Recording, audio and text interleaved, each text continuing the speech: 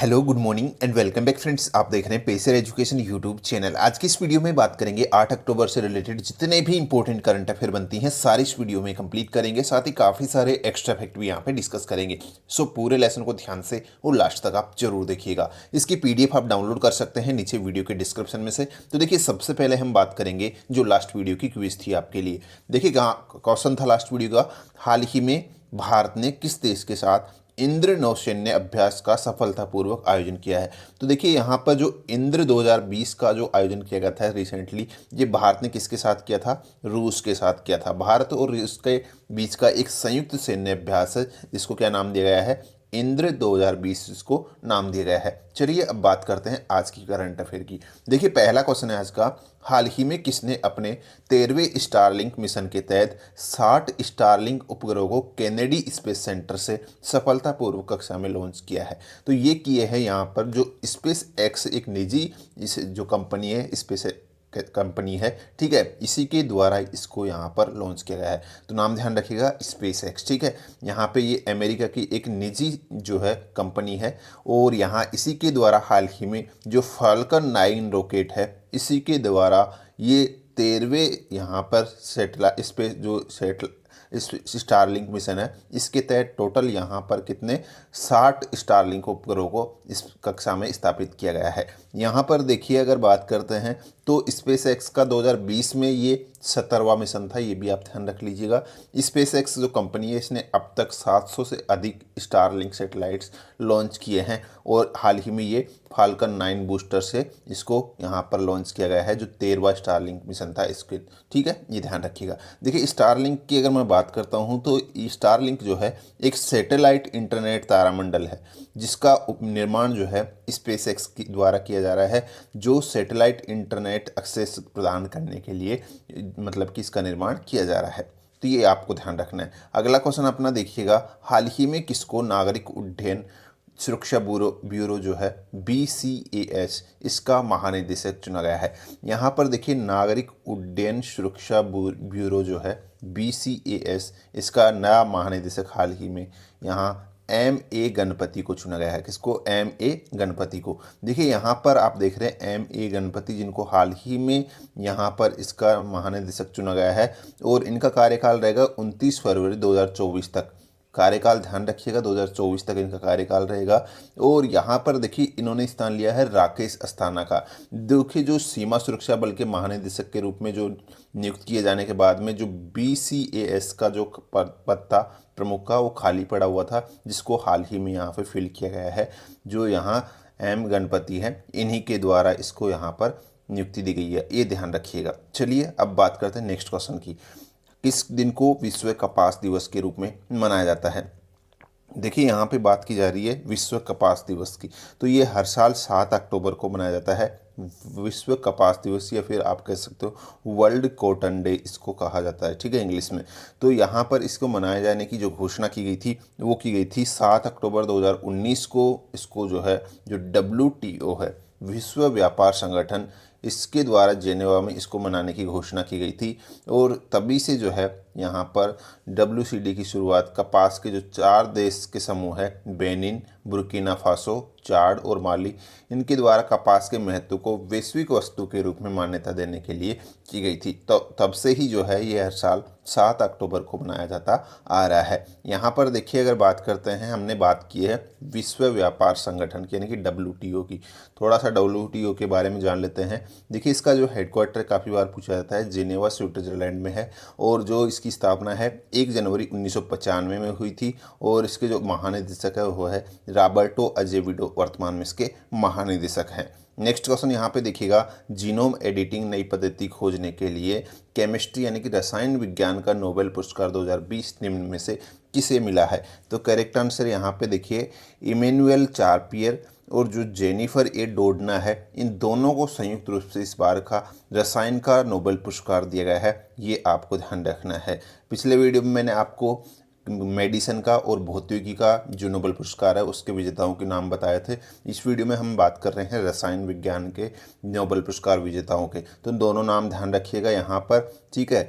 यहाँ देखिए, इन दोनों को जो ये पुरस्कार दिया गया है वो किसके लिए दिया गया है? जीनोम एडिटिंग के तरीके की खोज करने के लिए। इन्होंने जो जीनोम एडिटिंग का जो तरीका है उसकी खोज की थी, इसीलिए यहाँ पे इमैनुअल चारपेसी, जिनको आप यहाँ पे देख रहे हैं, और दूसरा नाम है जेनिफर डाउडाना, ठीक है, इनको यहाँ पर दोनों को संयुक्त रूप से ये पुरस्कार दिया गया है, रसायन का पुरस्कार ये, ठीक है। पिछले अगर 2019 की बात करते हैं, 2019 में जो पुरस्कार है नोबेल पुरस्कार, वो 3 लोगों को दिया गया था। अमेरिका के जो जानवी गुडिनेफ है इनको, ब्रिटेन के स्टैनली को, और तीसरा नाम है जापान के अकीरा योशिनी को। ये 2019 के विजेता हैं और ये 2020 के विजेता हैं, दोनों आप ध्यान रख लीजिएगा। नेक्स्ट क्वेश्चन अपना देखिएगा, दायां हाथ के बल्लेबाज नजीम तारकई, जिनका हाल ही में निधन हो गया है एक सड़क दुर्घटना में, किस देश के हैं? तो आपका करेक्ट आंसर होगा ये अफगानिस्तान के क्रिकेटर हैं, नजीम तारकई।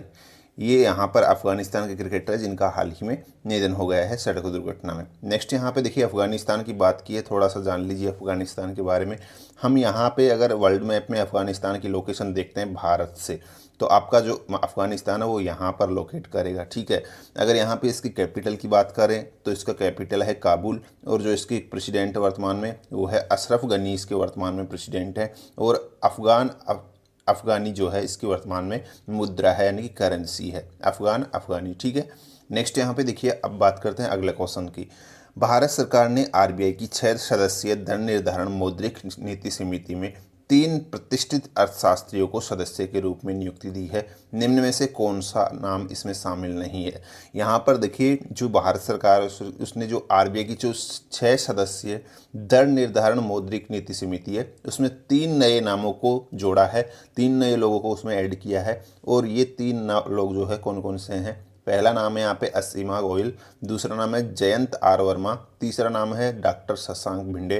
तो ये तीनों तो इसमें शामिल है। तो यहाँ पे क्वेश्चन पूछा जा रहा है कि कौन सा शामिल नहीं है, तो आपका डी वाला ऑप्शन इसमें राइट होगा, ठीक है, ये ध्यान रखिएगा। और उपयुक्त तीनों नाम आपको ध्यान रखने हैं। नेक्स्ट यहाँ पे देखिए, अगला क्वेश्चन है, महाराष्ट्र में राष्ट्रवादी कांग्रेस पार्टी LGBT सेल वाली भारत की कौन सी राजनीतिक पार्टी बन गई है? देखिए ये चीज़ काफ़ी इंपॉर्टेंट है। यहाँ पे LGBT सेल स्थापित करने वाली देश की जो पहली पार्टी है वो कौन सी है? ये है महाराष्ट्र की जो राष्ट्रवादी कांग्रेस पार्टी है ये, ठीक है। और ये देश की पहली पार्टी बन गई है LGBT सेल को स्थापित करने वाली, ये आपको ध्यान रखना है। थोड़ा सा यहाँ पर जान लीजिएगा LGBT सेल होता क्या है। देखिए LGBT सेल, जिसको आप कह सकते हैं समलैंगिक, उभयलिंगी और ट्रांसजेंडर, इन लोगों के लिए एक स्पेशल सेल की स्थापना करने वाली ये देश की पहली पार्टी बन गई है राष्ट्रवादी कांग्रेस पार्टी, यानी कि NCP जिसको आप कहते हैं शॉर्ट में, ठीक है। तो ये चीज़ आपको ध्यान रखना है। इसका उद्देश्य क्या है? इसका मुख्य उद्देश्य यही है कि जो LGBT कम्युनिटी है, जो इस क्षेत्र, इसके अंदर जो लोग आते हैं LGBT के अंदर, ठीक है, इस कम्युनिटी को समाज की मुख्य धारा में शामिल करने के लिए और उन्हें यह महसूस करवाने के लिए कि वो अलग नहीं है लोगों को, मतलब कि उनसे मतलब कि तालमेल बनाने के मकसद से ही यहाँ पर ये पार्टी के द्वारा ये यहाँ पर कदम उठाया गया है, ठीक है, ये ध्यान रखिएगा। तो इसी के लिए जो NCP है इसके द्वारा ये LGBT जो है इसकी स्थापना की गई है, ठीक है, LGBT सेल की। नेक्स्ट यहाँ पे देखिए, अगला क्वेश्चन है, भारतीय निशानेबाज यशस्वी सिंह देसवाल ने हाल ही में 5वें अंतर्राष्ट्रीय ऑनलाइन निशानेबाजी में कितने मीटर एयर पिस्टल प्रतिस्पर्धा में गोल्ड मेडल जीता है? तो करेक्ट आंसर होगा आपका 10 मीटर। 10 मीटर एयर पिस्टल प्रतिस्पर्धा में हाल ही जो भारतीय निशानेबाज है यशस्वी सिंह देसवाल, इन्होंने कौन सा मेडल जीता है? गोल्ड मेडल जीता है। नेक्स्ट यहाँ पे देखिए क्वेश्चन है, यहाँ पे देखिए भारत है, ठीक है, भारत के सबसे बड़े port developer Krishnapatnam port company limited को किसने 12,000 करोड़ रुपए में खरीद लिया है? तो देखिए ये आपका करेक्ट आंसर होगा जो Adani ports and special economic zone limited है, इसने हाल ही में जो यहाँ पर भारत का सबसे बड़ा पोर्ट डेवलपर है कृष्णपट्टनम पोर्ट कंपनी लिमिटेड, इसको 12,000 करोड़ रुपए में खरीद लिया है।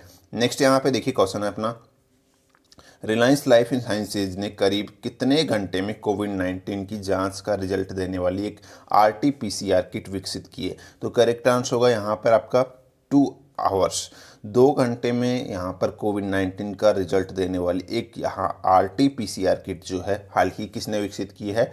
रिलायंस लाइफ साइंसेज ने की है, ये आपको ध्यान रखना है। नेक्स्ट देखिए, जो पीयूष गोयल है अभी, ठीक है, इन्होंने रेलवे स्टेशन का, किस रेलवे स्टेशन का नाम बदलकर सिद्धार्थनगर रेलवे स्टेशन कर दिया है। तो करेक्ट आंसर होगा आपका नौगढ़ रेलवे स्टेशन। देखिए जो नौगढ़ रेलवे स्टेशन है ये आपका यूपी के अंदर है, ठीक है, जिसको काफ़ी दिनों से मांग की जा रही थी वहाँ के स्थानीय लोगों द्वारा इसको नौगढ़ में कन्वर्ट करने की नाम को, ठीक है, इसको हाल ही में मंजूरी दे दी गई है पीयूष गोयल द्वारा, और यहाँ पर अब इसका नाम क्या हो गया है, नौगढ़ रेलवे स्टेशन है, ठीक है। नेक्स्ट यहाँ पे देखिए आज की क्विज देख लीजिएगा, इसका आंसर आपको नीचे कमेंट बॉक्स में लिखना है। क्वेश्चन है कि यूनिसेफ ने किसको बाल अधिकार अभियान का नया सेलिब्रिटी एडवोकेट चुना है। तो हाल ही में जो यूनिसेफ है उसने किसे बाल अधिकार जो अभियान है इसका नया सेलिब्रिटी एडवोकेट चुना है, ये आपको बताना है। सो गाइस ये थी आज की करंट अफेयर। होप आपको वीडियो पसंद आई है तो लाइक से ज़रूर कीजिएगा। आज की इस वीडियो में इतना ही है, मिलते हैं नेक्स्ट वीडियो में, धन्यवाद।